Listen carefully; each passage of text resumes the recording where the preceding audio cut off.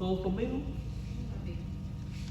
Dice, por esta causa también yo, habiendo oído de vuestra fe en el Señor Jesús y de vuestro amor para con todos los santos, no ceso de dar gracias por vosotros, haciendo memoria de nosotros en mis oraciones, de vosotros en mis oraciones, para que el Dios de nuestro Señor Jesucristo, el Padre de gloria, os dé espíritu de sabiduría y de revelación en el conocimiento de Él, alumbrando los ojos de vuestro entendimiento, para que sepáis cuál es la esperanza a que Él os ha llamado y cuál es la riqueza de la gloria de su herencia en los santos, y cuál es la supereminente grandeza de su poder para con nosotros los que creemos según la operación del poder de sus fuerzas, la cual operó en Cristo, resucitándole de los muertos y sentándole a su diestra en los lugares celestiales, sobre todo principado y autoridad y poder y señorío, y sobre todo nombre que se nombra no solo en este siglo, sino también en el venidero, y sometió todas las cosas bajo sus pies, y lo dio por cabeza sobre todas las cosas a la iglesia, la cual es su cuerpo, y la plenitud de aquel que todo lo llena en todo. Damos gracias a Dios por su palabra. Oremos. Padre, rogamos la asistencia de tu Santo Espíritu para que nos dirija y nos guíe en esta exposición. Habla a nuestra mente, a nuestros corazones, porque tenemos necesidad de escuchar de ti y de aprender de ti. En el nombre de Jesús, danos de tu bendición. Amén. ¿Se está escuchando bien el micrófono? Está muy recio. Perfecto. Gracias, mis hermanos. Amados hermanos, hemos titulado este mensaje ¿Cómo orar por la iglesia? Ayer precisamente tuvimos una cadena de oración bien intensa y agradecemos a Dios porque la mayoría de nosotros estuvimos en un horario determinado intercediendo ante el trono de la gracia. Yo también en varios momentos del día estuve orando de manera incesante, y esto es una costumbre que no podemos perder y que tiene que ser continua en nosotros, porque es parte de lo que Dios quiere y espera de sus hijos. Pero ¿cómo orar por la iglesia? La vida cristiana no puede separarse de la oración. De hecho, los mismos discípulos de Cristo en determinados momentos, contemplando que los seguidores de Juan el Bautista oraban, se acercan a Jesús y le dicen: Maestro, enséñanos a orar. Y es que aprender a orar es algo importante. Desde el principio de la iglesia del Señor, el pueblo de Dios ha sido caracterizado por su pueblo, por ser un pueblo que ora. Si usted lee el libro de los Hechos, dice que Pedro y los apóstoles a la hora tercera se levantaron para ir al templo a la hora de la oración, para orar. Sin embargo, no solo es importante orar, sino que también es imprescindible saber cómo debemos de orar y por qué debemos de orar, especialmente cuando se trata de la iglesia del Señor Jesucristo. En muchas ocasiones los creyentes oran por necesidades personales, por situaciones familiares o por dificultades particulares, lo cual no es incorrecto. De hecho, hay que orar por estas cosas también. Pero cuando miramos el testimonio del Nuevo Testamento, vemos que los apóstoles tenían una profunda carga espiritual de oración por la iglesia, no solo de la cual eran miembros, sino por la iglesia en términos universales. Y nos va a mostrar a través de su carga espiritual algunas directrices que podemos tomar a la hora de orar por la iglesia de Jesucristo. Vemos que ellos evacuaban estas cargas orando y dedicaban tiempo constante a interceder por la iglesia delante del trono de la gracia. La iglesia no es una institución humana común, hermanos. La iglesia es el pueblo de Dios, el cuerpo de Cristo, es el templo del Espíritu Santo de nuestro Dios. Por lo tanto, su vida, su fe, su crecimiento depende completamente de la gracia y del poder de Dios. No nos extraña que Pablo comienza esta sección diciendo: bendigo y alabo a Dios porque ustedes han sido bendecidos, y da una serie de bendiciones, pero después al final de la sección termina diciendo, hablando del poder de Dios que operó en Cristo, resucitándole, ascendiéndolo a los cielos y estableciéndole como Rey, Señor y cabeza de la iglesia. Porque la iglesia, para vivir, para moverse, para actuar, necesita del poder de ¿quién? De Dios. De ese poder de Cristo que dijo, yo toda autoridad me es dada en el cielo y en la tierra, por tanto, id. Yo estoy con vosotros todos los días hasta el fin del mundo. Y para la ejecución de esta misión, Él dijo, recibiréis poder cuando haya venido sobre vosotros el Espíritu Santo. En la carta a los Efesios, el apóstol Pablo nos deja uno de los ejemplos más claros de cómo debe de ser la oración por la iglesia. Después de exaltar en los versículos 3 al 14 las gloriosas bendiciones espirituales de Dios concedido a su pueblo en Cristo, como la elección, la predestinación, el sello del Espíritu Santo, Él dirige su atención a la iglesia misma y nos muestra cómo estas verdades deben de conducirnos a la oración. En Efesios 1, del 15 al 23, encontramos una oración apostólica, que de alguna manera también se puede convertir en una oración pastoral, porque es un modelo perfecto para que los pastores oren por las iglesias, pero al mismo tiempo es una oración modelo para cada uno de los integrantes del cuerpo de Cristo. A la hora de orar por la iglesia, encontramos en esta sección de la Biblia un ejemplo a seguir. En ella Pablo revela qué motiva la oración por la iglesia, qué actitud debe de acompañar la oración y qué debemos pedir a Dios en favor del pueblo de Cristo. No se trata simplemente de palabras religiosas, sino de una intercesión que nace del reconocimiento de la obra de Dios en la iglesia y del deseo que el pueblo de Dios crezca en el conocimiento del Señor. A través de este pasaje aprendemos que la oración por la iglesia debe de estar motivada por las realidades espirituales que Dios ha obrado en la congregación. Debe de estar marcada por una constante acción de gracias a Dios y debe de ser una intercesión sacerdotal que pide a Dios que ilumine el entendimiento de cada uno de los miembros de la congregación. Con esto en mente, consideramos entonces lo que este pasaje nos enseña acerca de cómo debe de ser la oración para la iglesia. Y en primer lugar descubrimos que la iglesia, la oración por la iglesia debe estar motivada por las realidades particulares de esta. Por las realidades particulares de esta. Si usted va conmigo a Efesios capítulo 1, verso 15, Pablo dice, por esta causa también yo, habiendo oído de vuestra fe, o sea, de la fe de los efesios en el Señor Jesús y de vuestro amor, del amor de ellos para con los santos, no ceso de dar gracias. Él está enfocado en la particularidad de aquella iglesia, ¿verdad? A causa de esas bendiciones de Dios en Cristo, por lo que la iglesia era un cuerpo bendito. Y esas bendiciones eran lo que tenemos en el verso del 3 al 14, que dicho sea de paso, en los versículos del 3 al 14, Pablo está enfocado en cómo Dios ha bendecido a la iglesia. Y ahora en el versículo del 15 al 23 se va a enfocar en cómo la iglesia, al ser bendecida por Dios, debe de enfocarse en oración para con Dios a consecuencia de lo que debe de hacer para ese Dios glorioso que le ha bendecido al elegirlos para ser un pueblo santo y sin mancha delante de Él, por haberles predestinado para ser adoptados como hijos suyos y por haberles sellado con el Espíritu Santo, garantizando así la patria celestial.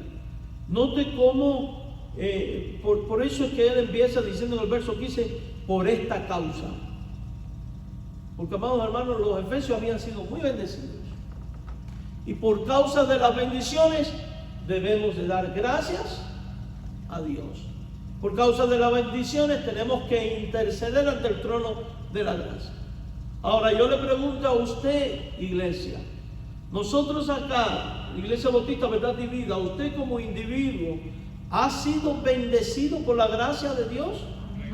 Amén. ¿Con qué bendiciones hemos sido bendecidos? Eso es algo que nos toca discernir a cada uno de nosotros y definirlo bajo la dirección del Espíritu Santo.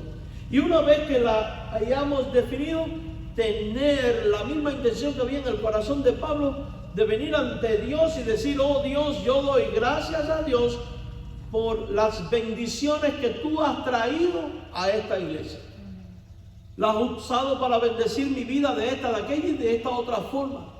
Las has utilizado para pastorear a mi familia. Las has utilizado para cubrir mis necesidades, para secar mis lágrimas, consolar mi espíritu, darle dirección y orientación a mi vida espiritual.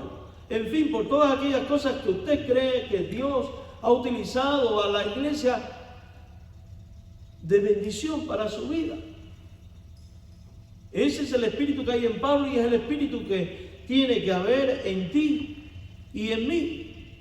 Fíjese, y decimos que por las realidades particulares, porque si usted lee el verso 15, dice: habiendo oído de. Y a causa de las acciones y estilos de vida de la iglesia para con Dios en Cristo, las cuales revelan su condición bíblica como iglesia, vemos que las acciones de la iglesia dan testimonio ante Pablo de la realidad de lo que hay en sus vidas. Porque una ley que encontramos en la Biblia es que de la abundancia del corazón habla la boca. Y el árbol bueno da frutos ¿qué? Bueno. Entonces, cuando Pablo escucha y recibe información de lo que está pasando en la iglesia de los Efesios, se da cuenta que son una buena iglesia, que están andando en la verdad. Y decimos esto porque hay dos elementos que hace mención el versículo 15, que son distintivos y propios de una iglesia que anda en la verdad, de una iglesia verdadera. Si usted lee con detenimiento el versículo 15, se dará cuenta que Pablo dice: doy gracias a Dios, he oído de vuestra fe en el Señor Jesús y de vuestro amor para con todos los santos. Hermanos, la fe en Jesús y el amor para con todos los santos es una distinción particular y propia de una verdadera iglesia de Cristo. Recordemos que la Biblia enseña que toda la ley de Dios está resumida en dos grandes mandamientos: en amar a Dios sobre todas las cosas y en amar al prójimo como a uno mismo. Y es precisamente esto lo que están haciendo los efesios. ¿Por qué decimos que amar a Dios sobre todas las cosas si es que aquí está diciendo la fe en Cristo? Por una simple realidad: no se puede amar a Dios si primero no se ama a Jesucristo, porque Jesucristo es el camino, la verdad y la vida que llevan a Dios el Padre. Porque no hay otro mediador dado a los hombres en que se pueda ser salvo, porque Jesucristo es la vía a través del cual el hombre pecador es reconciliado con Dios el Padre. Por tanto, el hecho de tener una fe profunda en Cristo, no solo desde el punto de vista intelectual, en el sentido de ver a Cristo como el Mesías, el Hijo de Dios, Dios hecho hombre, Salvador, el que murió, el que resucitó, el que quita el pecado, el que hizo la expiación vicaria, el que redime, el que salva, sino de además dejarse impactar por su persona, por su enseñanza, por su ministerio, siendo movidos a vivir a la manera de Él. ¿Y por qué digo esto? Porque el verdadero amor a Dios y el verdadero amor a Jesucristo está condicionado en la Biblia por la obediencia a los mandamientos. Jesús dijo: en esto sabréis que sois mis discípulos si hacéis lo que yo os mando. El que me ama guarda mis mandamientos. Esto es un concepto que Pablo tiene muy bien definido. Entonces, cuando él oye de la fe de los efesios, probablemente preguntó: ¿están obedeciendo los mandamientos? Oh sí, Pablo, ellos están obedeciendo los mandamientos. Son una iglesia que aman a Dios. Pero hay otro detalle. El segundo elemento en la vida de un creyente verdadero, de una iglesia verdadera, es la manifestación de su amor para con el prójimo, para con los otros hermanos en la fe. Y eso es indiscutible. Ahora, una iglesia verdadera es aquella que tiene su fe puesta en el Señor Jesús. Efesios capítulo 2, verso 8, ¿qué va a decir después? Por gracia sois salvos por medio de la fe. Esto no es de vosotros, es un don de Dios, no por obra, para que nadie se gloríe. Entonces, definitivamente, tener fe en Jesucristo es indispensable para una condición salva. Y si los efesios estaban teniendo fe en Jesucristo es porque eran una verdadera iglesia. Por otro lado, si leemos el libro de Habacuc, en el capítulo 2, en el versículo 4, descubrimos que la única manera de poder vivir en una condición de justos ante los ojos de Dios, después de haber sido lavado por la sangre de Cristo y reconciliado con Dios el Padre, es viviendo por la fe. En el libro de Habacuc, la Biblia enseña el justo por la fe vivirá, pero vamos a leer concretamente el texto porque es muy interesante y es un texto que después Pablo va a utilizar en la carta a los romanos. Habacuc capítulo 2 verso 4: he aquí que aquel cuya alma no es recta se enorgullece. Entonces, los que tienen un alma torcida, los que viven en el pecado, son personas que son orgullosas, porque se enorgullecen en sí mismos. En cambio, hay un contraste en este versículo con los verdaderos salvos. Dice, el justo por la fe vive. El verdadero justo, el justificado, es alguien que vive por la fe. Y esto Pablo luego lo va a reafirmar en Romanos capítulo 1, en el verso 17, cuando al escribirle a esta iglesia, él dice estas mismas palabras. Porque en el Evangelio la justicia de Dios se revela por fe y para fe, como está escrito, mas el justo por la fe vivirá. Entonces, si los creyentes de Éfeso están teniendo fe en Jesús, están andando conforme al Evangelio. Esta doctrina es distintiva del cristianismo bíblico. Quien no profese fe para salvación en la persona de Jesucristo está fuera de Jesucristo. Cuando Pablo le escribe a los Gálatas en el capítulo número 3, en el versículo número 11, él va a decir que por la ley ninguno se justifica para con Dios. Es evidente, porque el justo por la fe vivirá. Entonces, si los efesios estaban viviendo por la fe, eran una iglesia bíblica. Hay que dar gracias a Dios por esta iglesia bíblica. En otras palabras, si la iglesia bautista Verdad y Vida vive por la fe en Cristo, creyendo en Cristo, predicando a Cristo, confiando en Cristo, entonces tú y yo tenemos un motivo poderoso para dar gracias a Dios por la iglesia bautista Verdad y Vida. Y bajo ningún concepto podemos movernos de enseñar la doctrina de la salvación solo por la fe, por la gracia y por medio de la fe. Porque se entiende que sin fe, además, dice la Escritura que es imposible agradar a Dios. Si los efesios no estuvieran andando en la fe en Jesucristo, no estuvieran agradando a Dios. Si tú y yo no vivimos por fe, terminamos convirtiéndonos en personas y en una iglesia que no agrada a Dios. Entonces, definitivamente, todo nuestro ser tiene que ser hallado en andar, en vivir por la fe. ¿En quién? En Jesucristo. Gálatas, Hebreos capítulo 11, en el versículo número 16, dice con mucha claridad la Biblia: sin fe es imposible agradar a Dios, porque es necesario que el que se acerca a Dios crea que la hay. O sea, es imprescindible creer que sí, que Dios es real, que Dios está ahí, que es todopoderoso, que tiene bendiciones, que puede bendecir y que bendice. La fe, en el verso 1, había sido descrita como la certeza de lo que se espera y la convicción de lo que no se ve. Entonces, andar en fe y vivir por fe es tener la certeza no solo de que Dios existe, sino la convicción de que podemos esperar y vamos a esperar de Él todas las bendiciones que Él ha prometido dar a su pueblo fiel. Los efesios lo habían creído y estaban viviendo conforme a esa fe. Y yo te pregunto, iglesia, ¿lo crees tú también?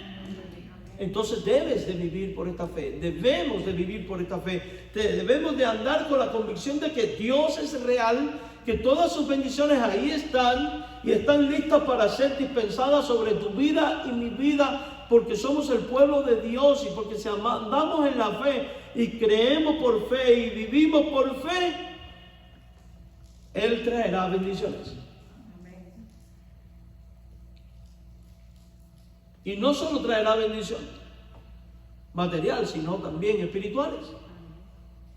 Porque sin fe es imposible agradar a Dios. Pero con fe sí es posible agradar a Dios. Entonces cuando tú y yo tenemos fe, junto con la fe viene la promesa y la garantía de que podremos agradar a Dios en todas las cosas. Que es la razón principal por la cual existimos. Y yo te pregunto, ¿quieres tú agradar a Dios sobre todas las cosas? ¿Quieres andar en esta fe? ¿Quieres ver sus bendiciones viniendo a tu vida? Entonces simplemente debes de vivir por fe. Y si esto es así, debemos entonces de orar dando gracias y rogando al Señor que en los momentos de debilidades que vienen a la vida, que ocurren y que nos llevan a la pérdida de la fe, aumente ¿qué cosa? Nuestra fe. No olvidemos que si tuviéramos fe del tamaño de un grano de mostaza, podríamos decir a un monte, quítate de allí, plántate en el mar, y será ¿qué? Hecho. Así que, amada iglesia, debemos de ser un pueblo de fe. Fe en que no es la habilidad humana, porque las habilidades humanas pueden ser muy extraordinarias, pero en algún punto falla o fracasa. No en el poder adquisitivo que tengamos, porque los poderes adquisitivos por sí mismos no son nada, porque una mala gestión puede llevar a la ruina o una buena gestión puede llevar al éxito. Y a veces los poderes adquisitivos lo que generan son más conflictos internos que otras cosas. ¿Fe en qué? En la habilidad y la capacidad humana para administrar, dirigir, gobernar. Poner fe en el intelecto de los hombres. Maldito es el hombre que confía en el hombre. Debemos de poner la fe en Cristo, que es cabeza de la iglesia, que es la persona que Dios ha puesto por pastor de la congregación. Ponerle la fe en ese Cristo que nos va a guiar, que nos va a dirigir, que nos va a gobernar, en ese Cristo que va a dispensar bendiciones, que va a marcar nuestro rumbo, en ese Cristo que dirige nuestro rumbo. De hecho, hagamos esto, que lo estamos haciendo para la gloria del Padre. Mantengámonos en esto y veremos cómo Dios nos bendice. Hace un rato teníamos tiempo de acción de gracias. Muchos de ustedes dijeron, doy gracias por mi iglesia y por mi familia. Yo lo hice intencionalmente. ¿Se da cuenta de algo? Usted hizo lo mismo que hizo Pablo, dar gracias a Dios por su iglesia, por los hermanos. ¿Y por qué usted pudo dar gracias a Dios por la iglesia y por sus hermanos? Porque de alguna manera usted ha visto a Dios obrando en su iglesia y en sus hermanos, en la fe para con Dios y en el amor práctico para con el otro. Y eso es maravilloso. Una iglesia verdadera es aquella que practica el amor para con todos los santos. En Efesios 1:15 Pablo dice, y de vuestro amor para con todos los santos. Esta es la segunda evidencia de que una iglesia anda en la verdad. Una iglesia que anda en la verdad ama a todos los santos, ama a todos los creyentes sin distinción. Aclaro que amar no es sinónimo de tolerancia en lo absoluto, pero sí implica la capacidad y la disposición que debe de haber en el creyente por entender al otro y buscar siempre el espíritu de reconciliación, de perdón y vivir en una comunión sana conforme a los lineamientos de la Biblia, poniendo a un lado lo terrenal, lo mundano y lo carnal. ¿Y por qué hace mención Pablo? Amar a Dios sobre todas cosas, a tu prójimo como a ti mismo. Porque una verdadera iglesia ama, porque amar a los hermanos es un mandamiento divino que no puede ser ignorado. En el Evangelio de Juan capítulo 13, versículos 34 al 35, la Biblia nos brinda dirección al respecto. Juan capítulo 13, versos 34 al 35. Juan 13, 34 al 35. Jesús dice: un mandamiento nuevo os doy, que os améis unos a otros, como yo os he amado, que también os améis unos a otros. Primero, amarse mutuamente es un mandamiento divino. No amarse es un pecado. No amarse es estar en rebeldía con el mandamiento de Dios. ¿Y cómo debe de amarse el creyente? No a la manera particular ni conforme a los estándares y criterios propios de nosotros como humanos. Porque si amamos a la manera nuestra, dicho sea de paso, el hombre vive bajo todavía la maldición del pecado, tiene pecado remanente en su vida. De no andar bien espiritualmente podemos terminar amando mal, porque en nuestro egoísmo nos amamos muchas veces más a nosotros mismos que a Dios. ¿Y usted cree que si a veces nos amamos más a nosotros mismos que a Dios, vamos a amar de igual manera a nuestro hermano? La respuesta es un no. Porque cuando usted se ama a sí mismo, usted desprecia a Dios, desprecia al hermano y desprecia a todo el otro, porque no es capaz de ver a Dios en el otro. El modelo es el de Cristo. Como yo os he amado. ¿Y cómo te amó Cristo? De manera incondicional. ¿Cómo te amó Cristo? Pasando por alto todo defecto tuyo, lanzándolo en el fondo del mar y nunca más acordándose de él. ¿Cómo te amó Cristo? Con un corazón de aceptación. ¿Cómo te amó Cristo? Con un amor que incluye exhortación y amonestación. Y dicho sea de paso, en esta semana estuve estudiando sobre esto, sobre la amonestación, que casi siempre tenemos la idea de que amonestación es regaño. Y descubrí estudiando que amonestación muchas veces en la Biblia es consolación también. Increíblemente, porque cuando te digo las cosas para tu corrección, te estoy ¿qué? Consolando. Cristo nos amó de manera consoladora, con aceptación. Ahora, si Pablo dice: yo doy gracias a Dios por la obra de vuestra fe y por vuestro amor para con todos los santos, Pablo estuvo evaluando a estos santos conforme a estas directrices. Tuvo que haber llegado a enseñanzas como esta. Quiere decir que los creyentes de Éfeso estaban amando como Cristo amaba. Hermano, Dios quiere que tú y yo amemos como Cristo ama. Y para ello vamos a necesitar de la oración, para que el Señor nos dé la capacidad de amar a su manera, de manera incondicional, sin acepción de persona, a todos los santos, sin tolerancia al pecado, pero con una disposición de siempre ser de bendición. El amor es precisamente lo que más carece el mundo. Y nosotros debemos de estar alerta al respecto. ¿Y por qué orar para que Dios nos dé capacidad de amar? Porque la Biblia dice que si al final de los tiempos, por causa de la multiplicación de la maldad, el amor de muchos se enfriará. Y un amor frío es algo letal para la iglesia de Jesucristo.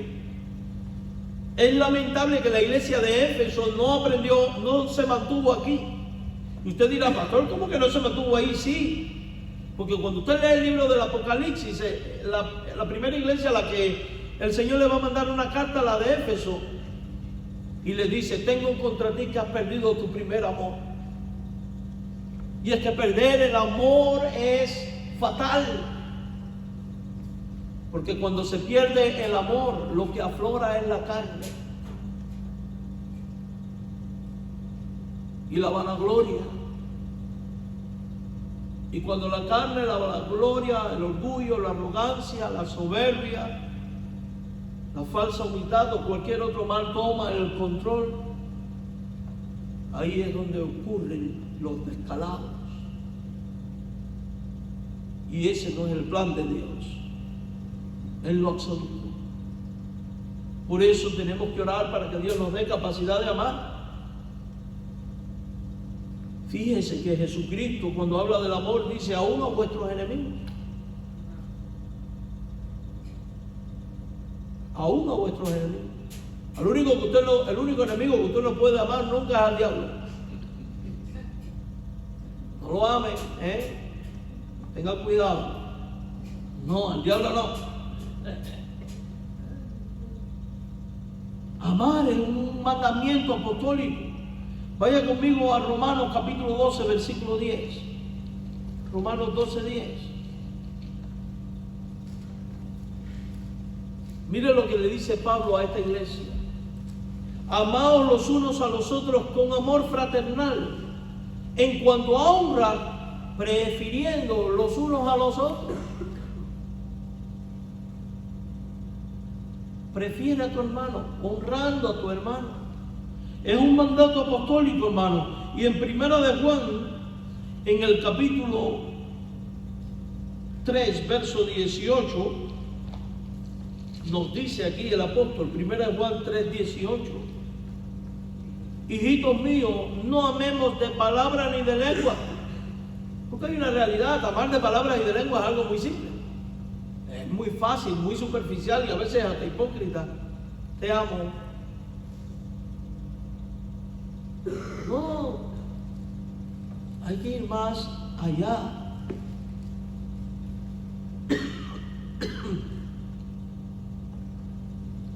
Sino de hechos. O sea, con acciones concretas y en verdad. Fundamentado por la verdad de Dios en la palabra. Marcado por la realidad de lo que es ser un creyente que ama. Alguien que cuando su hermano tiene necesidad no le dice Dios te bendiga, vete en paz, voy a orar por ti, sino que además agarra y toma acciones concretas de amor para con él. Porque el verdadero amor no es un sentimiento expresado solo con palabras, tiene que ser expresado también con acciones. Y cuando tú y yo somos una iglesia que ama de esta manera, tú y yo somos una iglesia que vamos a generar acciones de gracia en los labios de otros santos por ti y por mí. Entonces tenemos que pedirle a Dios que nos enseñe a amar y que nos dé la capacidad de amar, que nos corrija si en algo hemos amado mal y que nos bendiga por haber amado bien. Y todos los días debemos de estar pendientes de esto, porque la maldad en el mundo se está multiplicando y lo que viene es que el amor se puede enfriar. Entonces debemos de velar para que en ti y en mí el amor no se enfríe.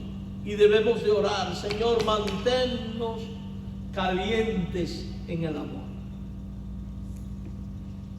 Calientes.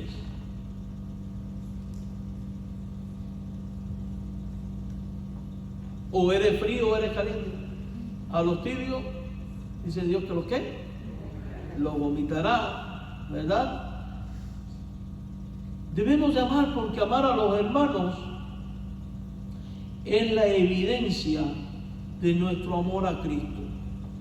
Primera de Juan 4:20, y sirvan estos textos para autoexaminarlo. Primero de Juan 4:20, por favor. Primero de Juan 4:20 y 21. ¿Ya están ahí? Si alguno dice, yo amo a Dios, y aborrece a su hermano, ¿qué pasa con ese? Eso no lo digo yo. La Biblia dice que el que dice amar a Dios pero siente aborrecimiento por un hermano, tal persona está viviendo una mentira. El que ama a su hermano a quien ha visto, el que no ama a su hermano a quien ha visto, pregunta Juan, ¿cómo puede amar a Dios a quien no ha visto? Y nosotros tenemos este mandamiento de él, el que ama a Dios, ame también a su hermano. ¿Se da cuenta por qué Pablo a los Efesios dice, doy gracias a Dios, hago memoria de ustedes en mis oraciones, por vuestra fe en el Señor y su amor a los santos? Porque la fe en el Señor y el amor a los santos son características de una iglesia verdadera. Entonces, con la frase fe en Jesús, amor a los santos, está diciendo, yo doy gracias a Dios porque ustedes están andando en la verdad. Porque una iglesia que tiene fe en Cristo y ama a los hermanos es una iglesia que anda en la verdad de Dios, que anda conforme a lo prescrito en el Evangelio. Retroceda un momento al capítulo 3, versos 14 al 18, de ahí de Primera de Juan. Nosotros sabemos que hemos pasado de muerte a vida, dice, en que amamos a los hermanos. Fíjense en esto. El amor a los hermanos es evidencia de conversión. El que no ama a su hermano, la Biblia dice que permanece muerto, no es creyente. Todo aquel que aborrece a su hermano es homicida. Y sabéis que ningún homicida tiene vida eterna permanente en él. Y en esto hemos conocido el amor, en que Él puso su vida por nosotros. También nosotros debemos de poner nuestra vida. Entonces amar al hermano implica poner la vida por el hermano. Pero el que tiene bienes de este mundo y ve a su hermano tener necesidad y cierra contra él su corazón, ¿cómo muere el amor de Dios en él? Hijitos míos, no amemos de palabra ni de lengua, sino de hechos y en verdad. Nos dice ahí la Escritura. Yo creo que esto no lleva tanto comentario. Amar a los hermanos es evidencia de amor a Cristo. Eso debe motivarnos al autoexamen. Hermano, quien no ama a su hermano está en tinieblas. Primera de Juan, capítulo 2, versos 9 al 11. Dele atrás a la página. 2, 9 al 11. El que dice que está en luz y aborrece a su hermano todavía está en tinieblas. El que ama a su hermano permanece en la luz y en él no hay tropiezo. Pero el que aborrece a su hermano está en tinieblas y anda en tinieblas y no sabe a dónde va, porque las tinieblas le han cegado los ojos. Entonces los efesios no estaban andando en tinieblas, porque estaban amando ¿a quiénes? A los hermanos.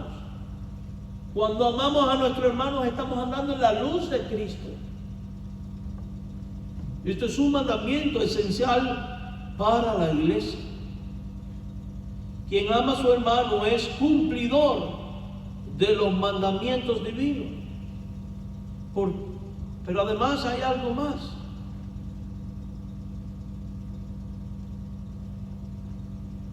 Pablo dice fe en Cristo, amor a los hermanos, y la tendencia del hombre es a excluir al uno del otro. Tenemos por un lado los que dicen solo la fe, no hay que hacer nada. Y hay otros que dicen no, hay que hacer, no la fe. Pero son los dos. La salvación por fe y las obras son el resultado de la salvación que tú has experimentado. Quien se ha convertido va a obrar.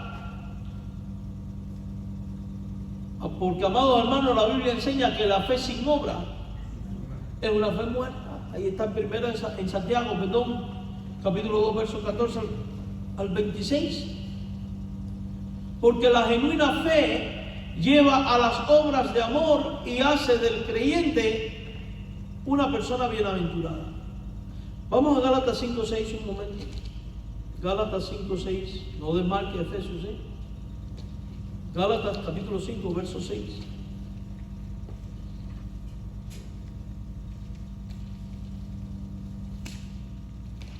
Dígame cuando lo tenga. En esta Biblia nueva me tiene loco. No se ha adaptado ahí a buscar. Dice, porque en Cristo ni la circuncisión vale algo, ni la incircuncisión, sino la fe. Escuche esto, ¿qué es lo que vale? La fe que obra por el amor. La fe que obra por el amor. Ahora vamos a Santiago 1:22. Santiago 1:22. Antes de Juan, antes de Pedro. Santiago 1:22.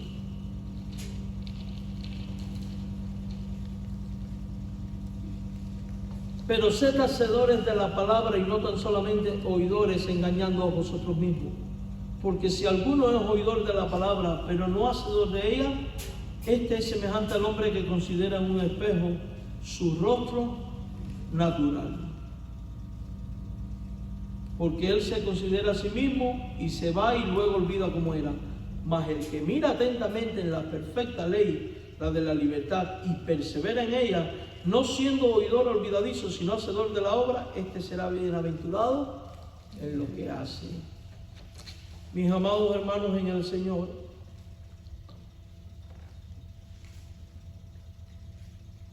no podemos olvidar que fuimos salvos por gracia por medio de la fe. Pero Efesios 2:10 va a decir que esa salvación que hemos recibido por gracia, por medio de la fe, al mismo tiempo es parte de un diseño mayor de Dios, quien nos creó para hacer buenas obras. Porque somos hechuras suyas, creados en Cristo Jesús para buenas obras, las cuales Dios preparó de antemano para que anduviésemos en ellas. Entonces, definitivamente la oración por la iglesia debe de estar motivada por las realidades particulares de esta. Pablo miró que la iglesia de los Efesios tenía fe en Cristo y oró por ella. Amaba a los hermanos sin distinción y oró por ella. Vio que la iglesia estaba andando bíblicamente, por tanto oró por ella. Cuando examinamos nuestra propia vida y descubrimos que somos un pueblo que estamos andando por fe y que estamos amando a los santos, podemos afirmar a la luz de la Escritura que somos una iglesia bíblica. Y así como Pablo oró por ella, usted tiene el deber, la responsabilidad de orar por su iglesia. Señor, ayúdanos a mantenernos en la fe de Cristo, a vivir por la fe en Cristo. Ayúdanos a practicar el amor y ser un pueblo amante, no a la manera humana, sino a la manera divina. Y Dios traerá bendición. La semana próxima vamos a seguir con el tema de la oración, porque luego en el verso que viene a continuación va a expresar acción de gracias. Porque cuando una iglesia es buena, bíblica y agradable a Dios, genera acciones de gracia. Así que hoy al llegar a casa, tómese un tiempo y medite, o ahorita al tomar la cena del Señor, medite cómo la fe de nuestra iglesia en Cristo y su amor ha sido de bendición a mi vida, y medite y dé gracias a Dios. Padre, gracias por este tiempo y la bendición de oír tu palabra. En el nombre de Jesucristo, ayúdanos a ser un pueblo que anda en la verdad y que es firme en la fe en Cristo y en el amor práctico para con los santos. Danos tu bendición en Cristo. Amén.